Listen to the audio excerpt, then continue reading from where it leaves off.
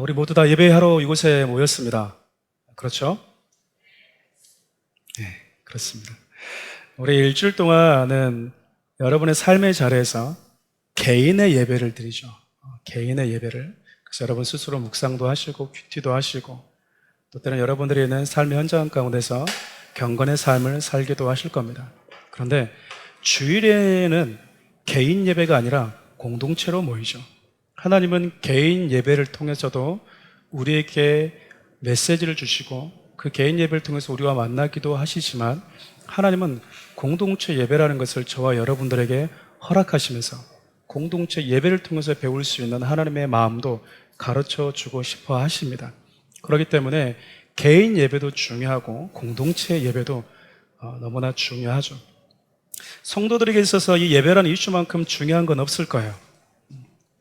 왜냐하면 예배라는 것이 우리 인간의 창조된 목적이고 우리가 살아가는 이유이기 때문에 더더욱 그렇습니다. 창세기 4장을 보면 범죄한 아담과 하와가 에덴에서 쫓겨나게 되죠. 에덴에서 쫓겨난 아담과 하와 이 사건 이후에 가장 먼저 등장한 첫 번째 사건이 그들의 아들이었던 가인과 아벨의 제사였어요. 가인과 아벨이 제사를 지냈다 그 말은 지금 저와 여러분들의 식으로 이야기하면 예배를 드렸다라는 거죠. 여러분, 이 가인과 아벨이라는 이 예배라는 이슈가 우리에게 주는 교훈은 크게 세 가지가 있는데, 첫째는 인간이 잃어버린 가장 소중한 것이 예배라는 사실입니다. 그러니까 범죄한 이후에 하나님께서 가장 먼저 예배라는 이슈를 성경에 기록한 것은 그만큼 예배가 우리에게 중요한 가치가 있기 때문에 그래요. 예배에 대해서 저마다 태도가 또 가치 기준이 다를 수 있겠지만 적어도 성경은 너희들이 하나님께 범죄한 이후에 가장 소중한 것 하나 잃어버렸는데 그것이 바로 하나님과 만나는 시간, 예배다라는 것을 가인과 아벨의 예배를 통해서 우리에게 가르쳐 주고 싶어 하셨어요. 두 번째로 가인과 아벨의 그 예배를 통해서 우리에게 가르쳐 주고 싶어 했던 교훈이 무엇이냐면 하나님께 나아갈 때, 그분을 만날 때 반드시 내 힘과 내 재능을 가지고 하나님을 만나러 가는 것이 아니라 중보자가 필요하게 되었다라는 겁니다. 중간에 재물이 필요하게 되었다라는 의미가 바로 그 의미라고 할 수 있어요. 그냥 혼자 덜러덜 가는 게 아니라 하나님과 나 사이에 반드시 중보자라는 매개체가 있어야만이, 그 길이 있어야만이 하나님을 만날 수 있게 되었다. 그 말은 중보자가 없으면 하나님을 만날 수도 없고 만나는 길 자체가 불가능하다는 것을 우리에게 말해주죠. 그 중보자는 누구를 의미할까요? 예수 그리스도를 의미합니다. 가인과 아벨의 이 예배가 우리에게 가르쳐주는 세 번째 교훈은요, 하나님의 모든 예배를 다 받지 않는다라는 거예요. 어떤 예배는 하나님이 기뻐 받으시지만 어떤 예배는 하나님이 거부하실 수도 있다라는 겁니다.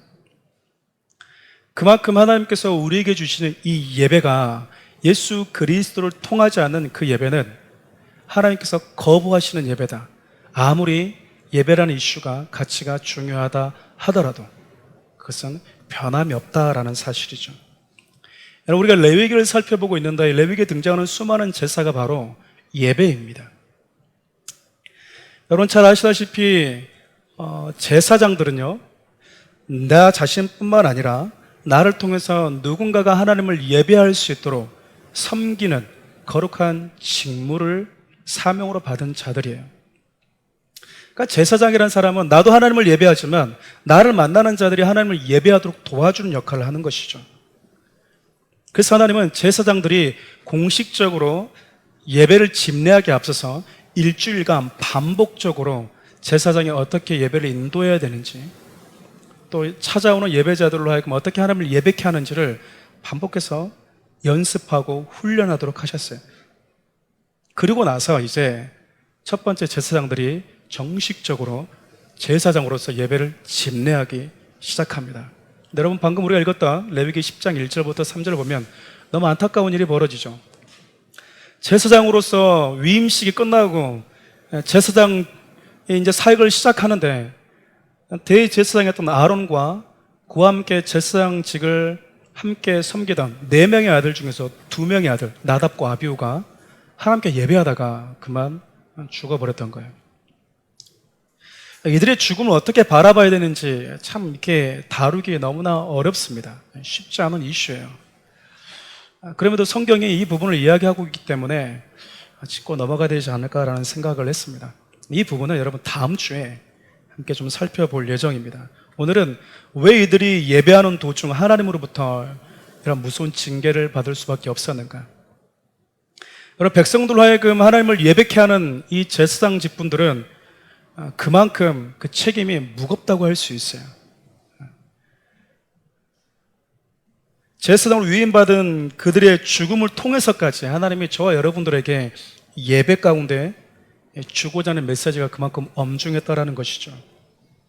오늘 이 사건을 통해서 우리 모두 다 하나님을 올바로 예배하는 것이 얼마나 중요한지 함께 좀 마음에 새기는 시간이 좀 되었으면 좋겠습니다.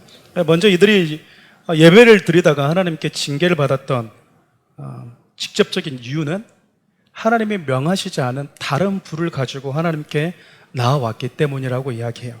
우리 본문의 1절 말씀 함께 살펴보겠습니다.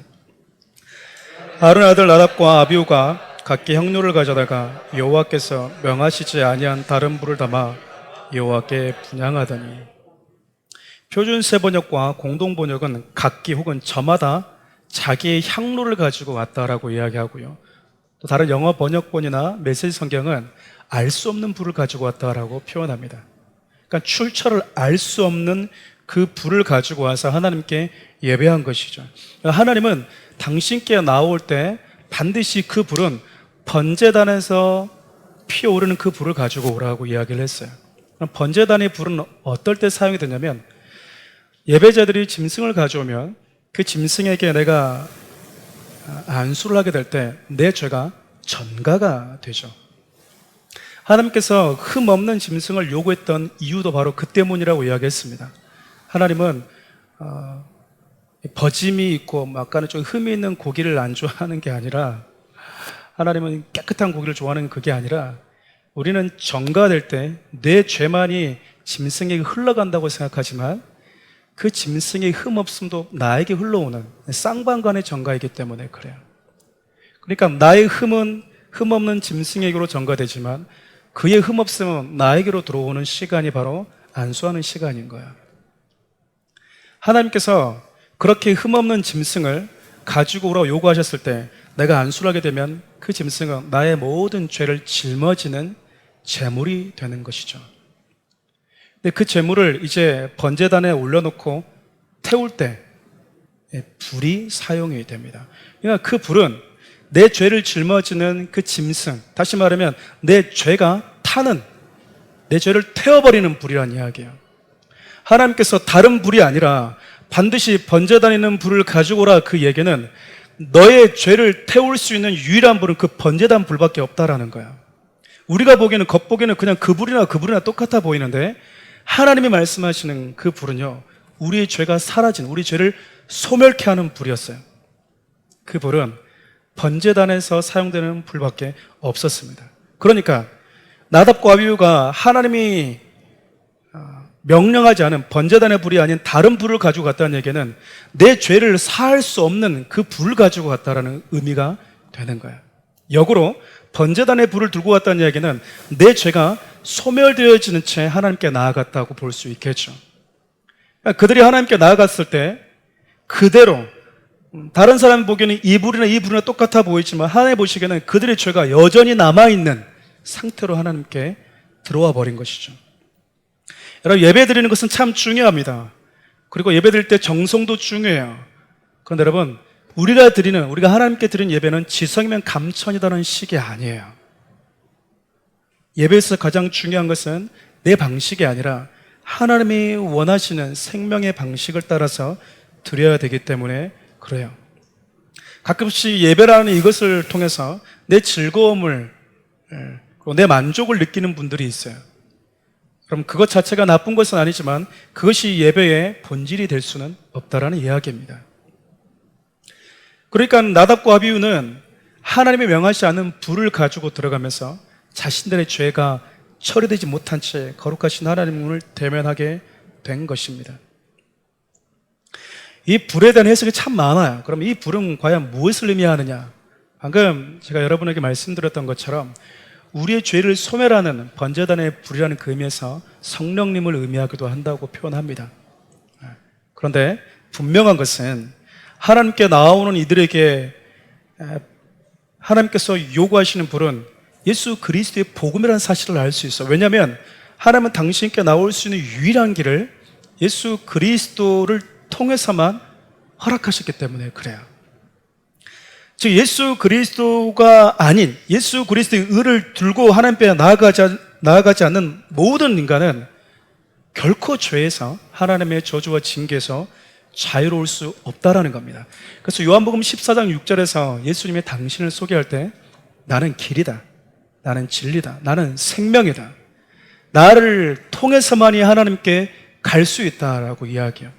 이 말은 예수가 아닌 다른 모든 것들을 가지고 하나님께 나아가면 그것이 내 정성이 되었든 내가 가지고 있는 수많은 재물이 되었든 안 된다라는 거예요. 예수님 계속해서 당신만이 하나님께 나아갈 수 있는 유일한 분이라고 성경에 참 많이 소개하셨는데, 특별히 요한복음 10장 1절 말씀을 다 같이 한번 읽어볼까요? 내가 진실로 너에게 이르노니 문을 통하여 양의 우리로에 들어가지 아니하고 다른 데로 넘어가는 자는 절도며 강도요. 우리 7절 말씀도 함께 읽어볼까요? 그러므로 예수께서 다시 이르시되 내가 진실로 너에게 말하노니 나는 양의 문이라. 예수님이 지금 무슨 말씀하고 있냐면 나를 통해서만, 나라는 양의 문을 통해서만 들어와야 된다. 예수님을 통하지 않고 하나님께 나아가는 것은 불가능할 뿐만 아니라 불법이다라는 거예요. 인정해주지 않는다라는 거죠. 히브리서 기자는 예수님을 통해서만이 하나님께 나아갈 수 있다라는 말을 다음과 같이 표현하는데, 히브리서 10장 9절 말씀도 함께 읽어보겠습니다. 그러므로 형제들아 우리가 예수의 피를 힘입어 성소에 들어갈 담력을 얻었나니. 여러분, 예수 그리스도의 피를 들고 들어가야 된다는 거죠. 왜냐하면 예수의 피만이 내 죄를 소멸하는 능력이 있는 불이기 때문에 그래요. 예수의 그리스도의 보혈이 없다, 예수의 피 없이 하나님을 만나러 간다, 불가능합니다. 그런데 성경을 보면 하나님이 인정하지 않는 다른 복음을 가지고 하나님을 만나러 가려고 했던 자들이 많이 있었다고 이야기를 해요. 대표적으로 갈라디아서 1장 6절 7절 말씀 함께 살펴보겠습니다. 그리스도의 은혜로 너희를 부르신 이를 속히 떠나 다른 복음을 따르는 것을 내가 이상히 여겨노라. 다른 복음은 없나니 다만 어떤 사람이 너희를 교란하여 그리스도의 복음을 변하게 하려 함이라. 하나님이 인정하지 않는 다른 복음을 전하는 자들이 있었다라는 거죠. 근데 문제는 다른 복음을 붙들고 하나님께 나아가게 되면 내 죄가 여전히 남아있는, 다시 말하면 하나님의 징계를 피할 수 없다라는 사실이에요. 그래서 다른 복음을 들고 가면, 다른 불을 들고 다른 피를 들고 하나님 앞에 나아가게 되면 무슨 일이 벌어지는지 8절과 9절에서 이렇게 이야기를 합니다. 함께 읽어볼까요? 그러나 우리는 혹은 하늘로부터 온 천사라도 우리가 너에게 전한 복음 외에 다른 복음을 전하면 저주를 받을지어다. 우리가 전에 말하였거니와 지금 다시 말하노니 만일 누구든지 너희가 받은 것 외에 다른 복음을 전하면 저주를 받을지어다. 여러분, 저주는 죄가 그 원인인데 죄가 사라지지 않았다라는 거죠. 다른 복음은 절대로 죄와 죽음 안에 있는 우리의 운명을 바꿔줄 수가 없습니다. 그런데 문제는 그 다른 복음을 주구장창 전하는 사람들이 있었대요. 그리고 고린도후서 11장 4절 말씀 함께 읽어보겠습니다. 만일 누가 가서 우리가 전파하지 아니한 다른 예수를 전파하거나 혹은 너희가 받지 아니할 다른 영을 받게 하거나 혹은 너희가 받지 아니한 다른 복음을 받게 할 때에는 너희가 잘 용납하는구나. 참 안타까운 일인데 바울이 보니까 고린도 교회가 처음 바울을 통해서 선포되었던 복음이 아니라 다른 복음을 듣고 있는 거예요. 다른 복음을 받아들이고 있는 것을 보고 바울이 이렇게 얘기하고 있는 거예요. 너희들이 그리스도의 참된 복음에 대해서는 우리말로 말하면 그냥 냉랭하더니 다른 복음을 전할 때는 어찌 그렇게 잘 받아들이냐, 그렇게 표현하고 있어요. 어렸을 때부터 특별히 모태신앙이었던 분들은 참 오랜 시간 하나님의 말씀을 들어왔을 거예요. 복음에 대해서도 들어오고. 참 안타까운 게 무엇이냐면 수없이 들어왔던 설교들, 수없이 들어왔던 복음에 대한 이야기가 있음에도 불구하고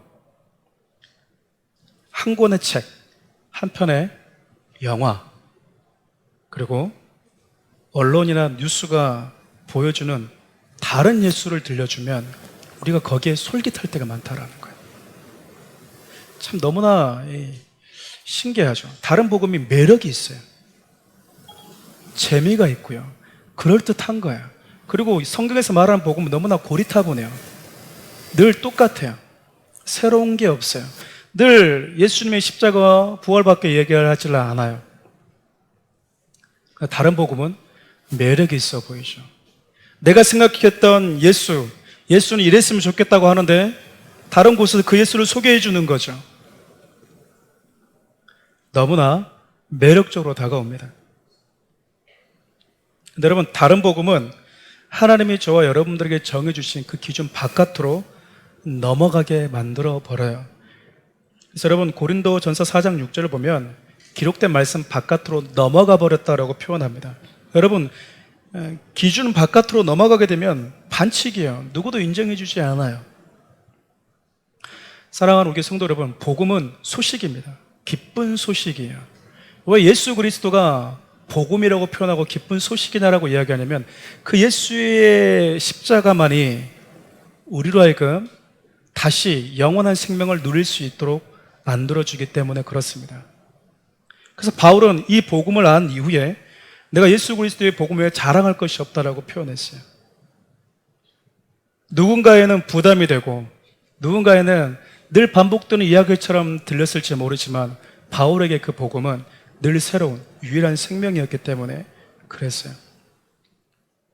나답과 아비후가 다른 부를 가지고 하나님을 만나러 가는 행위는 마치 예수 그리스도가 아닌 다른 복음, 다른 의, 나의 의를 가지고 하나님 앞에 나아가는 행위와 똑같습니다. 여러분, 이 사실을 통해서 우리에게 보여준 게 무엇이었을까요? 죄와 죽음과 저주를 피할 수 없다, 그 말이에요. 예수 그리스도의 복음 외에 다른 것을 하나님께 들고 나아갈 땐 누구도 하나님 앞에 인정될 수 없다. 그것을 하나님이 각 이제 제상 위임식이 끝난 자들의 생명을 하나님이 취해 가시면서까지 저와 여러분들에게 가르쳐 주셨던, 그리고 결코 타협할 수 없는 메시지였던 거예요. 제사장들에게 하나님이 요구하셨던 메시지 중에 하나가 분명히 번제단에 불을 가져와야 된다는 것과 더불어서 누룩에 들어가지 않은 빵을 반드시 먹어야 된다고 이야기도 하셨어요.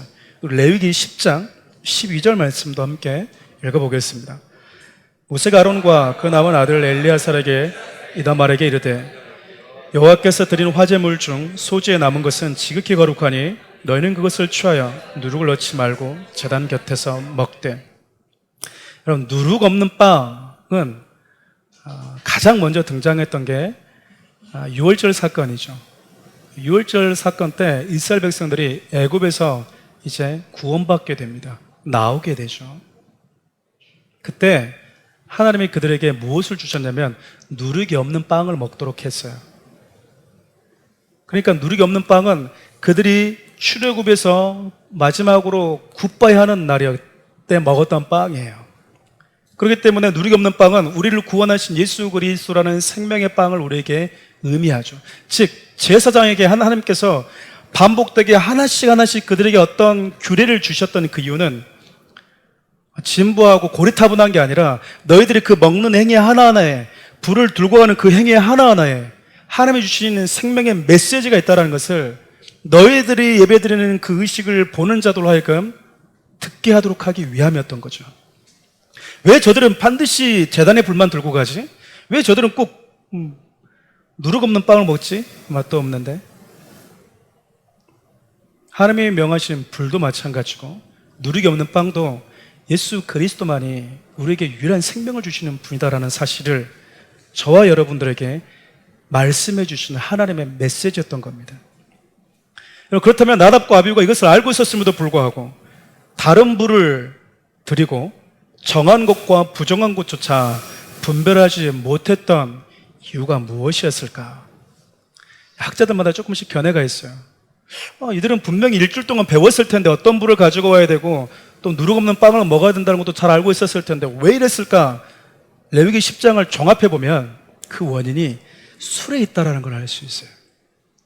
우리 레위기 10장 8절에서 9절 말씀 함께 읽어볼까요?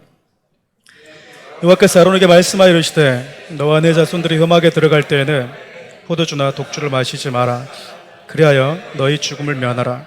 이는 너희가 대대로 지킬 영원한 규례니라. 하나님께서 제사를 집례하는, 특별히 예배를 집례하는 제사장들에게 포도주나 독주를 금하신 이유가 있어요. 우리 레위기 10장 10절과 11절 말씀을 표준 세번역으로 함께 읽어보겠습니다. 너희는 거룩한 것과 속된 것을 구별하여야 하고 부정한 것과 정한 것을 구별하여야 한다. 또 너희는 나 주 모세가 말한 모든 규례를 이스라엘 자손에게 가르쳐야 할 사람이다. 제사장이 어떤 역할을 하냐면 정한 것, 거룩한 것, 부정한 것이 무엇인지를 구별시켜주는 사람이래요. 그리고 그것을 백성들에게 가르쳐주는 역할을 하는 사람이라는 거예요. 근데 술은 그 부분에 있어서 혼란을 가져다 준다라는 겁니다. 무엇이 부정한지, 무엇이 정한 것인지, 무엇이 거룩한 것인지조차 자기 자신도 잊어버리게 만드는 강한 파괴력이 술에 있다라고 이야기를 해요. 그 독주에 있다라고. 술이 이러한 분별력, 다시 말하면 하나님이 주신 분명한 기준조차도 흐려버리게 만들 만큼 파괴력이 있다라고 이야기합니다. 가끔씩 성도를 만나다 보면 목사님, 술은 안 취하기만 먹으면 되지 않습니까? 라고 말씀하시는 분들이 있어요. 그리고 제가 참 놀라운 것은 고등부 아이들 맡았을 때도 그랬고요, 제가 청년부를 맡았을 때도 그랬고, 대학부와 제가 장년부를 맡았을 때도 남자 성도님들에게 공통적으로 받았던 질문이 있습니다. 목사님, 술 먹는다고 해서 지옥 가지 않죠? 이 얘기를 제가 아이들에게 받았을 때는 설명을 해줬어요. 이런 거야, 애들 이러면 안 돼, 이렇게 하는 게 더 좋아 라고 얘기하는데, 제가 대학부와 청년 만났을 때는 그래, 그런 유혹이 참 있을 수 있지, 이렇게 해줬는데, 제가 장년부를 만났는데 이 장로님들도 이런 질문을 하시더라고요. 똑같은 질문이. 그래서 조금씩 이제 교회를 오래 다니신 분들은 이제 지식이 쌓이는 거예요. 술 취하지만 말라고 했지 않습니까? 취하지만 어느 정도 먹으면 되죠 라고 말씀을 하세요. 성경에 보면 술을 쳐다보지도 말라는 얘기도 있어요. 성경에 이 부분이 참 많이 등장하는데, 성경에 술에 대해서 아주 그냥 재미있게 표현한, 술을 마실 때 어떤 일들이 벌어지는지를 아주 디테일하게 묘사한 구절이 있습니다. 아마 여러분 술을 좀 많이 드셨던 분들은 공감이 되실 거예요. 이걸 메시지 성경으로 할까 아니면 그냥 할까 하다가 그냥 개정 교육으로 제가 좀 충격을 좀 덜어주기 위해서 잠언 29장, 23장 29절 35절 좀 길지만 천천히 음미하면서 과거를 돌아보시면서 여러분들이 한번 상기해 보시면서 읽으시면 좋겠습니다. 함께 읽어볼까요? 재앙이 뇌게, 천천히 읽어야 됩니다. 재앙이 뇌게 있느냐, 근심이 뇌게 있느냐, 분쟁이 뇌게 있느냐, 원망이 뇌게 있느냐, 까닭 없는 상처가 뇌게 있느냐, 붉은 눈이 뇌게 있느냐, 술에 잠긴 자에게 있고 혼합한 술을 구하러 다니는 자에게 있는. 혼합한 술이 뭔지 아시죠? 요즘에 이 술을 뭐라고 우리가 흔히 얘기하죠? 일찍 잘하시네요, 여러분들. 저는 몰랐습니다. 그 다음 계속 읽어보겠습니다. 포도주는 붉고 잔에서 번쩍이며 순하게 내려가나니 너는 그것을 보지도 말지어다. 그것이 마침내 뱀같이 물 것이요. 자요. 이제 술을 뭘로 표현하냐면 독사로 표현했어요. 독사에게 물리면 독이 퍼지겠죠. 술을 먹게 되면 술이 독을 퍼뜨리는데 그 독이 퍼지게 되면 다음과 같은 일이 벌어진다고 합니다. 함께 읽어보겠습니다. 또 내 눈에는 괴이한 것이 보일 것이요 내 마음은 구부러진 말을 할 것이며 너는 바다 가운데 누운 자 같을 것이요 돛대 위에 누운 자 같을 것이며 내 스스로 말하기를 사람이 나를 때려도 나는 아프지 아니하고 나를 상하게 하여도 내게 감각이 없도다. 내가 언제나 깰까 다시 술을 찾겠다 하리라. 제가 대학 다닐 때 친구들을 따라서 술 마시는 데를 종종 갔습니다. 한 번도 술을 마셔본 적은 없는 것 같아요. 어렸을 때 할머니가 막 막걸리를 줘서 그냥 잘 받아 먹으니까 용돈 주니까 막 초등학교 때 막 받아먹었던 기억은 있는데 그 후에 술을 끊었습니다. 그런데 대학을 다닐 때 친구들이 이렇게 술을 마시는 걸 보면 친구들이 이렇게 얘기하더라고요. 술을 좀 드셔보신 분들 이런 표현이 낯설지 않을까요? 처음에는 내가 술을 먹고 계속 먹다 보면 술이 술을 먹고 그러다가 결국 술이 나를 먹고 잘하시네요. 술에 완전히 지배받아 버리게 되면 여러분 이제 내 의지와 내 혀와 내 행동이 술이 원하는 대로 움직이게 돼요. 자고 나면 무슨 일이 일어나는지도 잘 기억조차 나지 않습니다. 필름이 어떻게 됐다고요? 필름이 끊겼다고 그래요. 어느 정도까지는 기억이 나는데 그 다음부터 기억이 나질 않아요. 무슨 일을 했는지. 술을 먹고 운전하는 사람은 그것은 칼을 들고 사람을 위협하는 것과 똑같은 행동이 됩니다. 가끔씩 이런 분들이 있어요. 목사님, 저는 술을 이깁니다. 걱정하지 마십시오. 이렇게 말씀하시는 분들이 있어요. 저는 믿고 싶습니다. 그럼에도 불구하고 신앙은 자신감으로 하는 게 아니에요. 예전에 우스갯소리로 그런 얘기가 있었습니다. 목사님이 설교하실 때 음란은 피해야 됩니다 라고 설교를 하셨어요. 음란은 피함으로써 이기는 것입니다. 그러니까 여러분 그런 자리는 가지도 마시고 그런 건 보지도 마시고 그런 자리는 피하셔야 됩니다 라고 설교를 하셨는데 한 목사님이 자신감이 드는 거예요. 아니 정말 내가 그것 때문에 하나님을 부인하고 넘어질까? 나는 예쁜 여성이 이 시루라기만 거치고 있어도 나는 안 넘어질 것 같은데? 그래서 이분이 자기 스스로를 테스트하기 시작했어요. 그래서 일주일간 집창촌을 왔다 갔다 했습니다. 자기가 견딜 수 있다고 믿은 것이죠. 지금도 못 돌아오고 있다고 얘기해요. 우스갯소리지만 그럼 베드로가 이렇게 얘기합니다. 예수님을 십자가에 두고 나는 절대 예수님 안 떠납니다. 자신감 있게 얘기를 했어요. 근데 여러분 그 자신감이 한순간에 무너져요. 신앙은 자신감으로 하는 것이 아니기 때문에 그렇습니다. 내가 언제든지 넘어질 수 있는 가능성이 있고 내가 연약하고 하나님이 나를 작은 순간 한순간 한순간 나를 사랑의 눈빛으로 바라봐주고 나를 지켜봐 주셔야만이 내가 살아갈 수 있고 이길 수 있다는 그 겸손함이 있을 때 그 겸손함으로 신앙생활을 하는 것이지 저는 할 수 있어요. 그 말을 역으로 얘기하면 저는 별로 끊고 싶은 마음은 없습니다 라는 의미가 되는 거예요. 근데 여러분 제가 한번 고민해 봤습니다. 이 말씀을 계속 보면서 그럼 왜 나답과 아비후는 왜 술을 마셨을까? 왜 이렇게 취해서 무엇이 정한 것인지 하나님의 말씀까지 까먹어 버리고 그냥 그 대충의 그 불 아무거나 가져오면 되지 왜 이렇게 생각이 바뀌어 버렸을까? 한편으로는 좀 이해도 됐어요.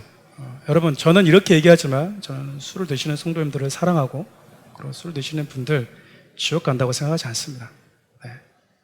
저는 성도들에게 그런 얘기해요. 종종 자매들이 결혼할 때 술 마시는 형제들을 만나면 다 좋은데 술 마시니까 담배 피니까 목사님 저는 고민이에요 이런 분들이 있어요.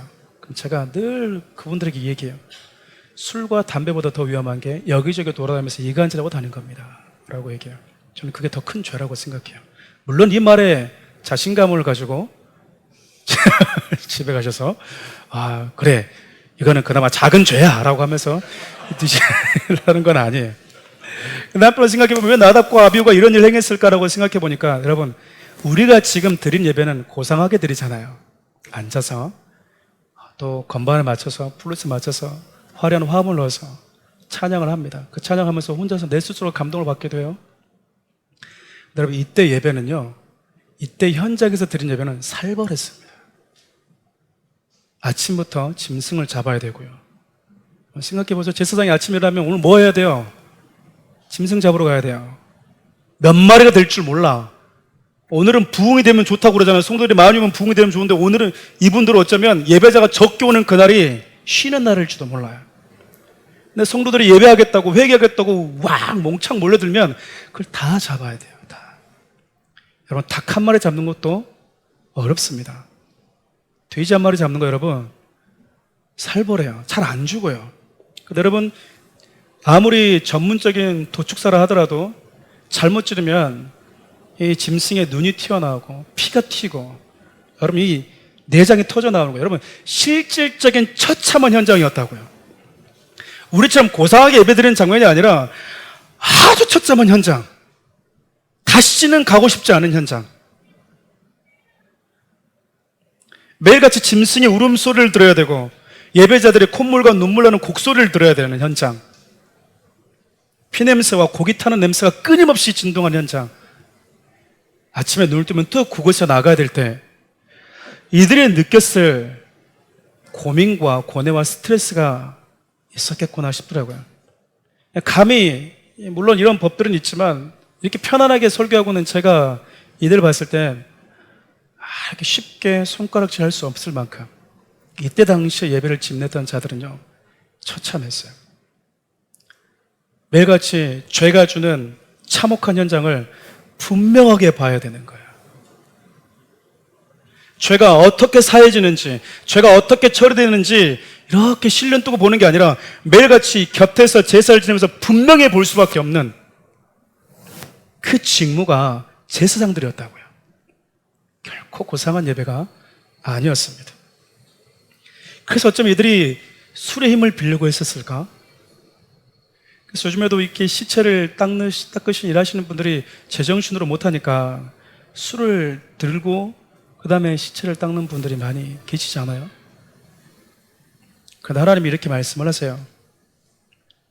신앙은 어떤 기운으로 견뎌내는 것도 아니라 죄가 주는 참혹함을 직시해야 되고 신앙은 그 어떤 힘이 아니라 성령의 힘을 의지해야만이 견뎌낼 수 있다라고 이야기합니다.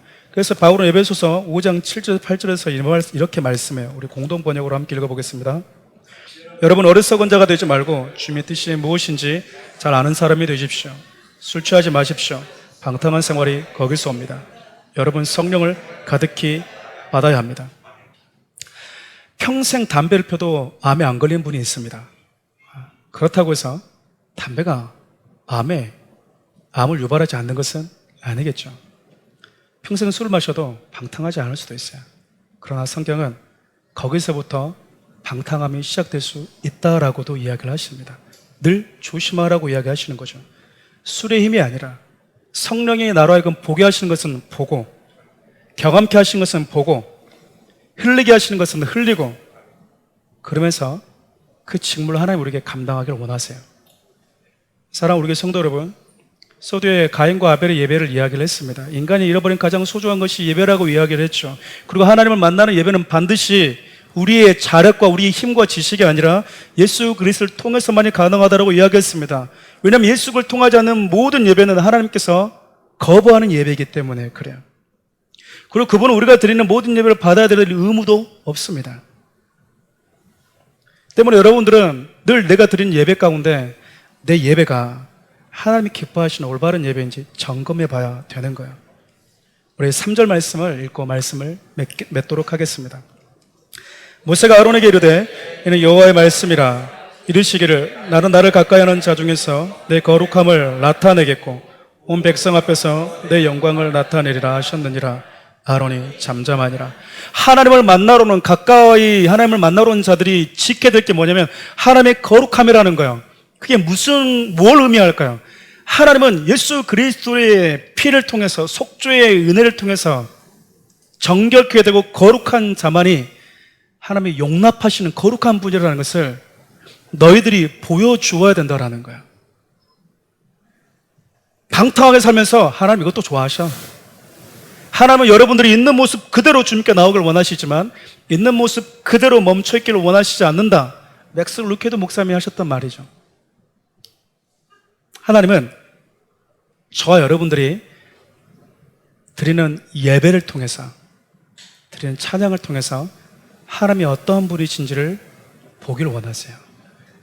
나답과 아비후가 들고 가는 그 불을 보면서 하나님이 왜 그 불을 통해서 하나님께 나오라고 하셨는지, 그분은 어떤 분이신지 가르쳐 주기를 원하셨고, 왜 굳이 그 성소에서 누룩 없는 빵을 꼭 그곳에서 먹으라고 하셨는지, 왜 그곳에서는 꼭 그 빵 아니면 안 되었는지를 그들이 먹는 식사를 통해서 보여주고 드러내주기를 원하셨다고요.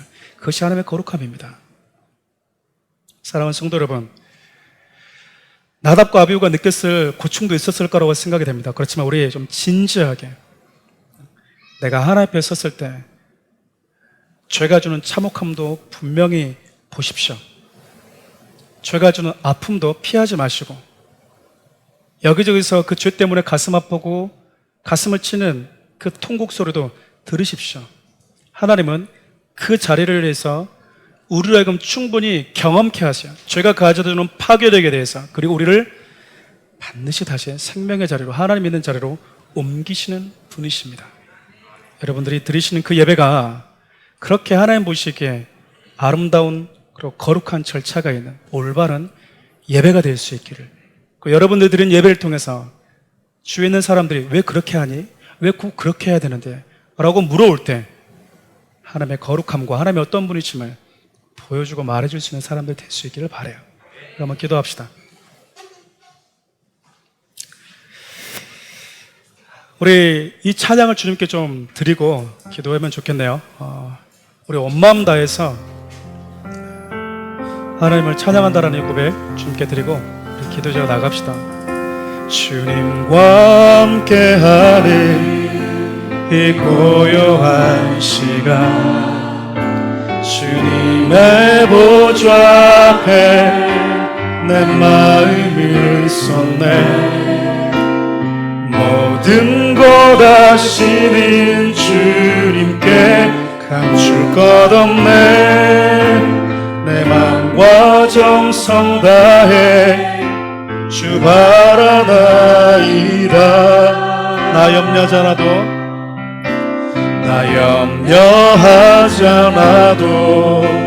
내 쓸 것 아시니, 나 오직 주의 얼굴 구하게 하소서. 다 이해할 수 없을 때라도 감사하며 날마다 순종하며 주 따르오리다. 온 마음 다해 살아갑니다. 온 마음 다해 주 알기 원하네. 내 모든 삶 당신 것이니 주만 섬기리. 온 마음 다해 온 마음 다해 살아갑니다. 온 마음 다해 주 알기 원하네. 내 모든 삶 당신 것이니 주만 섬기리. 온 마음 다해. 기도할까요?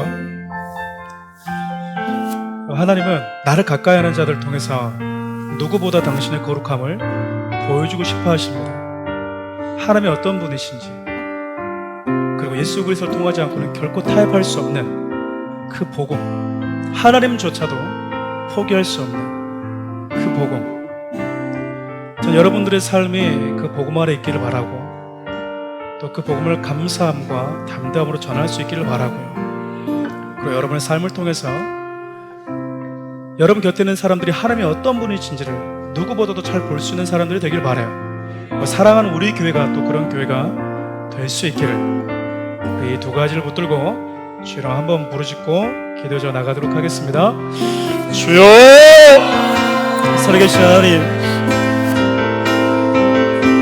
하나님은 당신을 가까이 하는 자들 통해서 그 누구보다도 하나님의 거룩하심을 드러내기를 원하시고, 타협할 수 없는 복음이 어떤 것인지 우리에게 가르쳐주고 싶어 하십니다. 근데 하나님을 가까이 하고 있다는 우리가 오히려 더 하나님 앞에 더 겸손하고 더 구별된 삶이기보다는 하나님이 영광이 나를 통해서 더 실축되지 않는지 우리가 스스로를 돌아보게 하여 주십시오. 하나님, 주위에 있는 사람들, 내 곁에 있는 사람들이 나를 통해서 하나님이 어떤 분이신지를 보기를 원합니다. 우리의 예배를 통하여서 하나님을 어떻게 예배해야 되는지를 보기를 원합니다. 하나님께 나아갈 때 오직 예수 그리스도만을 통해서만 나아갈 수 있다는 그 사실을, 타협할 수 없는 불변의 진리를 우리의 삶을 통해서 하나님 그들이 보기를 원합니다. 사랑하는 우리 교회를 통해서 이 땅에 있는 수많은 영혼들이 그런 하나님의 영광을 보게 하여 주시옵소서. 바라기는 귀한 성도들이 어디 있든지 무엇을 하든지 하나님이 기뻐하시는 그 삶을 살아가고자 하는 열망으로 가득 차게 도와주시옵소서. 하나님, 우리로 하여금 하나님이 주시는 그 말씀에서 벗어나게 만드는 수많은 유혹들과 다른 수많은 세상의 그 지배력으로부터 벗어나게 도와주셔서 오직 하나님께만 지배받고 하나님만 통치하시는 그런 삶을 살아갈 수 있도록 도와주시옵소서. 귀한 성도들의 생각과 마음을 지켜주십시오. 하나님, 우리도 나답과 아비후처럼 언제든지 하나님 앞에 우리도 넘어올 수밖에 없는 연약함을 가지고 있는 자들임을 고백합니다. 매 순간 우리를 지켜주시고 분별케 하여 주시고 우리가 마땅히 지켜야 될 것, 구별해야 될 것, 하나님의 거룩함을 드러내는 믿음의 삶을 살아가는 사랑하는 성도들, 사랑하는 우리 교회가 될 수 있도록 우리 주님 은혜를 부어 주시옵소서.